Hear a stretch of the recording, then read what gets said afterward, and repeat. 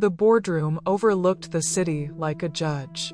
Glass walls framed a skyline of ambition, steel, and light, and quiet menace.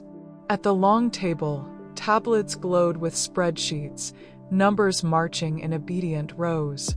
A hand tapped a crystal glass. Gold ring. Family crest.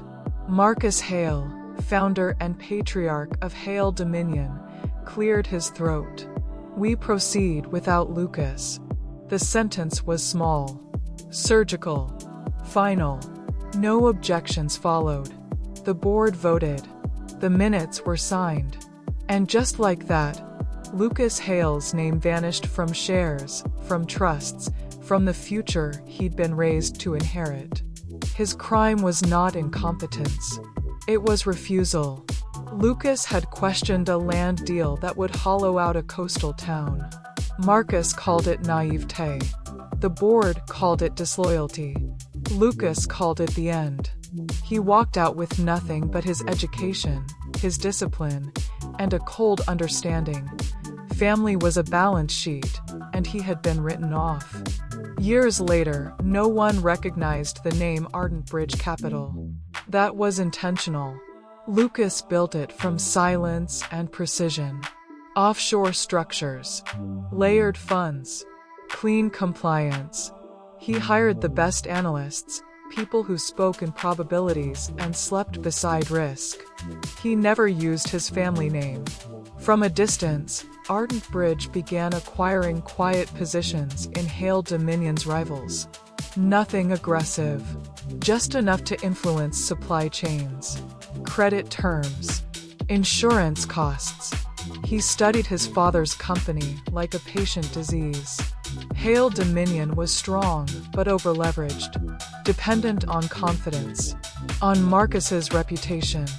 Lucas understood something Marcus had forgotten. Markets punish arrogance faster than morality. He didn't attack the company. He redirected the wind. The first betrayal wasn't Lucas's. It was the board's. When margins tightened, directors whispered. When dividends dipped, alliances shifted. Ardent Bridge offered lifelines, short-term financing, favorable terms. Strings attached, of course. Always invisible. Lucas watched through reports and proxies as Marcus's loyalists grew nervous.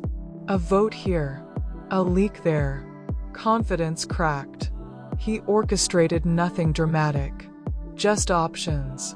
One director sold shares quietly. Another hedged against the company's debt. A third began talking to journalists off the record. Marcus sensed the change but misread its source. Rivals, he snarled. They smell blood. Lucas watched the man who'd taught him strategy now flail against it. The irony did not warm him. The takeover came on a Tuesday. Ardent Bridge disclosed its true position, now legally unavoidable. Enough shares, enough influence, enough debt instruments to force terms. The boardroom filled. Tension sharpened. Marcus stared at the screen, eyes narrowing. Who is this fund? Lucas entered quietly. No name announced. No drama. Just a chair pulled back. I am, Lucas said. The room froze. Marcus's hand tightened on his glass. The ring tapped once. Twice. You have no right, Marcus said.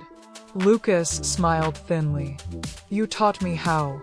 The vote was brutal. Clean. Procedural. Heir Dominion fell under new control. Outside, markets reacted with clinical excitement. Inside, something older broke. Lucas stood alone in the empty boardroom afterward, city lights blinking like distant signals. The company was his now, in pieces, in power, in consequence. He could dismantle it. Sell assets. Let the name rot. Or he could rebuild it, without the cruelty that had shaped him. Marcus was offered a settlement. Quiet retirement. His legacy bruised but intact. Lucas hesitated. Revenge had been simple. What came after wasn't. He chose restructuring over ruin, transparency over secrecy. He reinstated the coastal protections that had started it all. The company survived, changed. Marcus never thanked him. Lucas didn't expect him to. Months later, Lucas stood by the window as a new board convened. Younger, sharper, less afraid. The city looked the same, but he didn't. He had proven his point, not with anger, but with mathematics.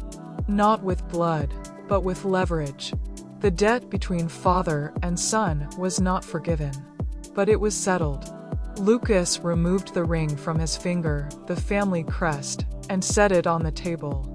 Then he walked out, not disinherited this time, but finished. Some debts don't end in love. They end in balance.